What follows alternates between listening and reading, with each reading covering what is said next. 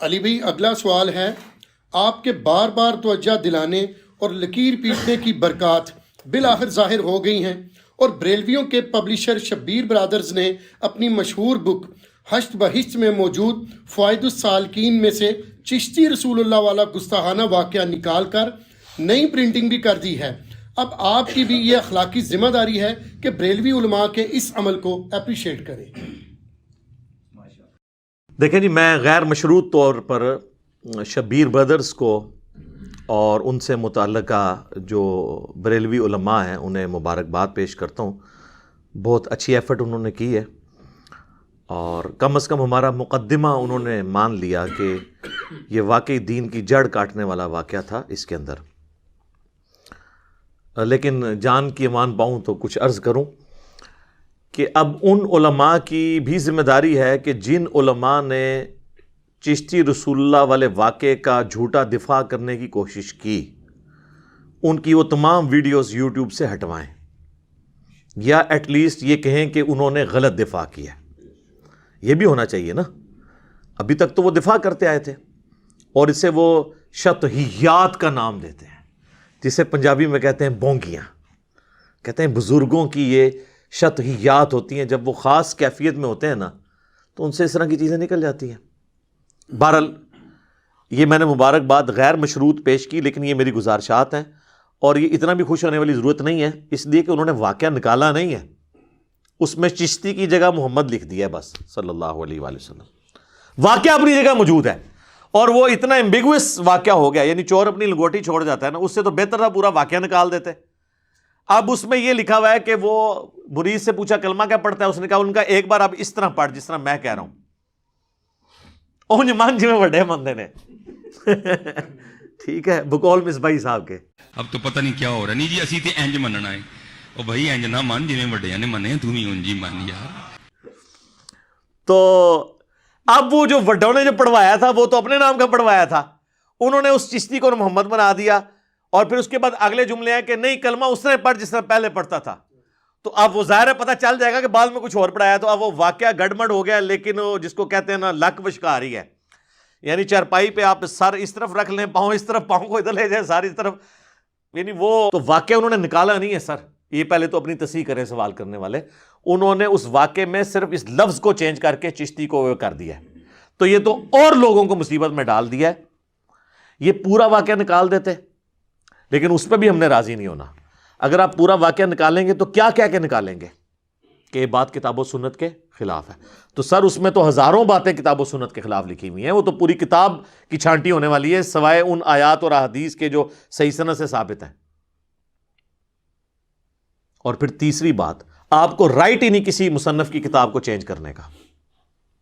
آپ تحکیم ضرور لگا سکتے ہیں اس پہ کہ آپ فوائد السالکین کو ہشت بہشت میں ویسے ہی رہنے دیتے، واقعہ بھی وہی رہنے دیتے، فٹ نوٹ پہ لکھتے کہ لگتا ہے کہ یہ واقعہ بعد میں کسی نے شامل کر لیا ہے، لیکن جو کتاب چل رہی ہے اس کو اپنی جگہ رہنے دیں، یا آپ کو کلمی نسخہ ایسا لے آئیں جس میں وہ واقعہ نہ ہو۔ اور یہ میں جو آپ کو بتا رہا ہوں نا فٹ نوٹ والا، یہ کیا ہے بریلویوں نے جب غنیت الطالبین شیخ عبد القادر جیلانی کی چھاپی نا، المتوفا 561 ہجری، تو وہاں پر نا انہوں نے جو گمراہ فرقے لکھے ہیں نا دوزخ میں جانے والے، ان میں انہوں نے حنفیوں کو بھی لکھ دیا ہوا ہے۔ اب وہ چھاپنے والے حنفی، یہ تو لادہ بات ہے کہ اس کتاب میں نماز کا طریقہ بھی رفع الیدین کے ساتھ لکھا ہوا ہے بخاری مسلم کے مطابق، بل جہاں وہ دوستی فرقے کا حنفی کا ذکر آیا نا تو وہاں انہوں نے پتہ کیا کیا، فٹ نوٹ پہ لکھا، انہوں نے پہلے تو جواب دیا کہ یہ حنفی، یہ وہ والے حنفی نہیں جو ہم والے حنفی ہیں، ٹھیک ہے، ہم حنفی اور ہیں وہ اور ہیں۔ وہ تو بریلوی بھی کہتے ہیں کہ ہم حنفی ہیں، دیوبندی کہتے ہیں ہم حنفی ہیں، وہ کہتے ہیں وہ حنفی نہیں، وہ کہتے ہیں وہ حنفی نہیں۔ وہ کہتے ہیں یہ ایک زمانے میں ایک اور حنفی ہوا کرتے تھے، شیخ عبد القادر جیلانی نے ان کو کہا ہے، لیکن پھر بھی ان کو سمجھ آ گئی کہ کہا کس کو ہوا ہے۔ وہ تو استوا علی العرش کے عقیدے کے اوپر بھی حنفیوں کا رد کرتے ہیں، ٹھیک ہے۔ اور اس غنیت الطالبین میں انہوں نے لکھا ہے اہل سنت وہ ہیں جو اہل حدیث ہیں، وہ کہتے ہیں نہیں وہ اہل حدیث اور ہیں، یہ وہابی ہیں، آج ہم اہل حدیث ہیں، لیکن اہل حدیث کہتے بھی کوئی نہیں حنفی اپنے آپ کو۔ اچھا پھر نوٹ میں انہوں نے لکھا کہ یہ حنفی اور تھے، پھر بھی ان کو پتا چلا کہ یار یہ تو کوئی نہیں مانے، پھر لکھا لگتا ہے کہ بعد میں یہ کتاب میں کسی نے داخل کر دیا ہے. یہ حنفیوں کو گمراہ فرقہ جو لکھا ہے یہ عبد القادر جیلانی رحمۃ اللہ علیہ نے نہیں لکھا، بعد میں کسی نے داخل کر دیا. تو آپ بھی اس طرح کریں کہ فٹ نوٹ لکھیں، مصنف کی کتاب آپ نہیں چینج کر سکتے. لہٰذا یہ جو کچھ ہوا نا، میں مبارکباد اس لیے پیش کر رہا ہوں کہ آپ نے تھنک آؤٹ آف باکس کیا، لیکن یہ آپ نے کام کو ٹھیک نہیں کیا. اس کو ٹھیک کرنے کا طریقہ ہے واقعہ وہی رہنے دیں، فٹ نوٹ پہ لکھیں یہ گمراہ کن ہے اور اس سے بچ کے رہیں، اور میری اگر مانے تو یہ پوری کتاب کی پرنٹنگ ہی بند کر دیں. یہ جو ہمیں لوگ کہانیاں کروا رہے ہوتے ہیں نا کہ جی جو بات کتاب و سنت کے مطابق ہے وہ آپ لے لیں. سر جو کتاب و سنت کے مطابق ہے وہ تو پہلے ہی کتاب و سنت میں موجود ہے، وہ ہم نے کان ایسے کر کے کیوں پکڑنا ہے کہ میں نے کشف المحجوب سے یا حشد بہیش سے یا تذکرۃ الاولیاء سے کتاب و سنت لینا ہے؟ میں ڈائریکٹ کیوں نہ بخاری مسلم سے کتاب و سنت لوں؟ جس طرح ہمارے وہ باپا جانی ہیں جو الیاس قادری صاحب، وہ بعض اوقات بخاری اور مسلم کی احادیث بھی نا تصوف کی کتابوں کے ریفرنس سے بیان کر رہے ہوتے ہیں. جلال الدین سیوطی اپنی کتاب شرح الصدور میں لکھتے ہیں، اور وہ آگے جو حدیث بیان کر رہے ہوتے ہیں وہ بخاری کی حدیث ہوتی ہے. شرح الصدور کا کیا لینا دینا ہے؟ شرح الصدور تو جا کے لکھی گئی ہے 10ویں صدی ہجری کے اندر، بخاری شریف جو ہے وہ 30ویں صدی ہجری کے اندر، وہ تو حدیث کی کتاب ہے. شرح الصدور کے اندر تو اکثر باتیں کہانیاں ہی ہیں اور کوئی حدیث کی کتاب بھی نہیں ہے. تو اس طریقے سے کان نہ پکڑیں، قرآن و حدیث میں پہلے ہی موجود ہے، لہٰذا اس کی مکمل پرنٹنگ بند کریں. اگر پرنٹنگ آپ نے کرنی ہے تو آپ پھر یہ سارے واقعات اپنی جگہ رہنے دیں، اس کے نیچے فٹ نوٹ لگائیں. اور سر باقی لوگوں سے بھی میں کہوں گا، صرف شبیر بردرز نہیں، اس کے علاوہ بھی اور لوگ چھاپ رہے ہیں، اس میں تو یہ واقعات ابھی اسی طریقے سے چھاپ رہا ہے یہ چشتی رسول اللہ والا واقعہ. ویسے تو اس پہ ایک اور ڈیمانڈ بھی بنتی ہے، میں وہ کرتا نہیں ہوں، کہ آپ کم از کم اس کے دباچے میں لکھ دیتے کہ یہ انجینئر صاحب کی ویڈیوز کی وجہ سے اللہ تعالیٰ نے ہمیں اس ہدایت تک پہنچایا ہے کہ ایک کتاب جو پچھلے 1000 سال سے چل رہی تھی ہمیں اب پتہ چلا ہے کہ یہ غلط تھا. اور اس کے بعد اور بھی لکھے کہ ہمارے اتنے بڑے بڑے علماء، بڑے بڑے بزرگ، اتنے پیڈ قسم کے علماء جن کو ہم نے اتنا پے کیا، یہ پیٹ نہیں، میں نے کہا پیڈ انگریزی والا ہے، پیسے دیے، یعنی کہ یہ نہ وہ کہیں گے وہ پیٹ بڑا کہہ دیا انہوں نے. تو یہ بڑے بڑے پیڈ علماء جو تھے انہوں نے یہ چیز نہیں بتائی تھی جن کو ہم نے رکھا اس کام کے لیے تھا، انجینئر صاحب نے بتایا. خیر وہ بھی نہ لکھیں، مجھے اس سے کوئی غرض نہیں ہے آپ لکھتے ہیں یا نہیں لکھتے، میں یہ تفنن کے طور پہ یہ باتیں کر رہا ہوں. اور یہ صرف مسئلہ حشد بہشت کے اندر فوائد السالکین کا نہیں ہے، تذکرۃ الاولیاء جو حشد بہشت سے بھی پہلے کی کتاب ہے، فرید الدین عطار نے لکھی، 627 ہجری میں فوت ہوئے، عربی میں لکھی، اس کا اردو ترجمہ بھی ہوا، شبیر بردرز نے بھی چھاپا ہوا ہے، اسی شبیر بردرز نے جنہوں نے حشد بہشت کو یہ اس طریقے سے ٹھیک کرنے کی کوشش کی ہے. تو سر تذکرۃ الاولیاء میں بھی کچھ حوالے ہیں، اس کو بھی اس میں سے ایڈجسٹ کریں فٹ نوٹ کے اوپر، یا نکال دیں یا پوری کتاب کی پرنٹنگ بند کریں. تو میں آپ کو یہ کہوں گا کہ آپ اس میں ذرا بایزید بستامی کا چیپٹر نکال لیں، اس میں انہوں نے لکھا ہے بایزید بستامی کی معراج. جی ہم تو نبی علیہ السلام کے لیے معراج مانتے ہیں نا، تو انہوں نے کہا کہ بزرگوں میں بھی ہوئی ہے، اور اس کے اینڈ اس میں تو خیر بہت کچھ ہے، لیکن نبی علیہ السلام کے حوالے سے میں فی الحال ڈسکس کرتا ہوں.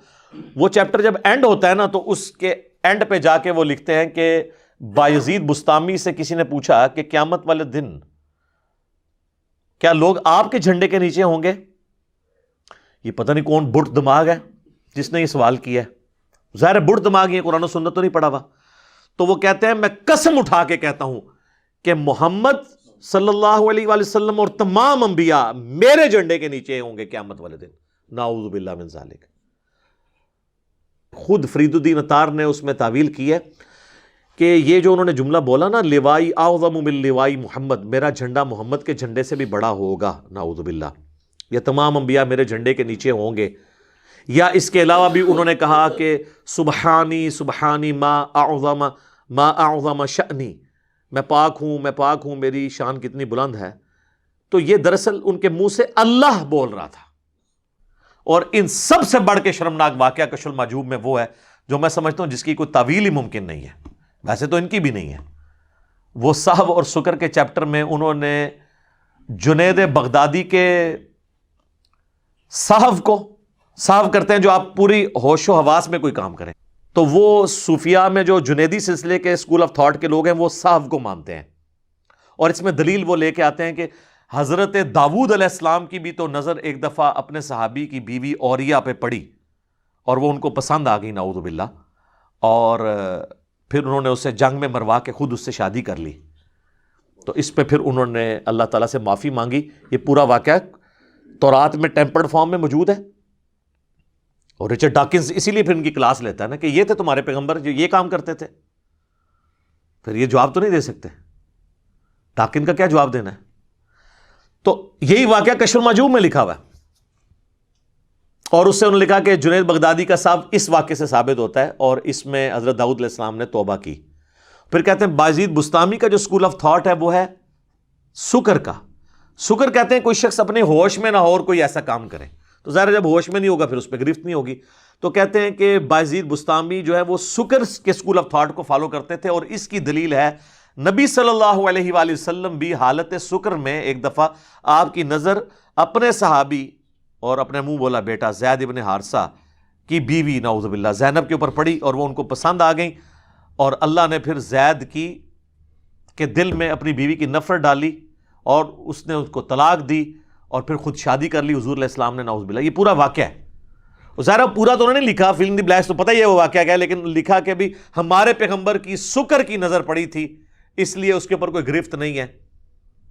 اور بازید کو بچانے کے لیے رسول اللہ صلی اللہ علیہ وآلہ وسلم کو تختہ مشق بنایا انہوں نے. یہ کفریہ واقعہ کشف المحجوب میں آج بھی پرنٹ ہو رہا ہے.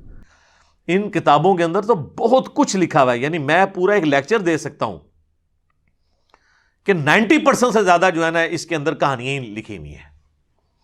اگر آپ نے وہ کہانیاں سننی ہیں تو ہمارے سلمان مصباحی صاحب اکثر اسی میں سے واقعات بیان کرتے رہتے ہیں، تو وہ آپ سن سکتے ہیں، آپ خود پڑھ بھی سکتے ہیں. ہمیں تو ان چیزوں کے ساتھ جو رسول اللہ کو اٹیک کرنے والی چیزیں ہیں نا نعوذ باللہ من ذالک، ایٹ لیسٹ اس کے تو اوپر ہم بات کریں گے نا.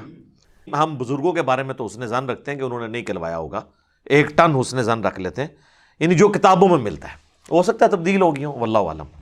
تو میں تو یہ کہوں گا کہ حشر بہشت کی بھی، کشف المحجوب کی بھی، تذکرۃ الاولیاء کی بھی، ان کی پرنٹنگ بند کریں، کیونکہ اکثر باتیں کتاب و سنت کے خلاف ہیں. اس میں کشف المحجوب میں بھی یہ لکھا ہوا ہے کہ بازید کے منہ سے اللہ بولتا تھا، سیم تعویل ہوئی ہے، سبحانی سبحانی ما اعظم شأنی.